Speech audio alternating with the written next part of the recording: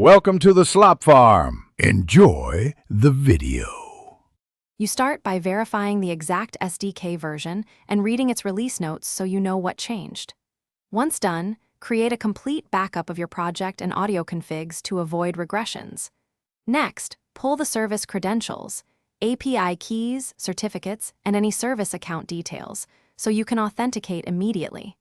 Make sure to record current settings like sample rate and channel count. These will be your rollback references if anything breaks during the update step.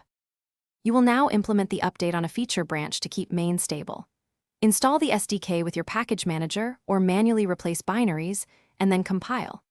Next, migrate deprecated APIs by mapping old calls to their new equivalents and refactor callbacks into promises or async handlers as required.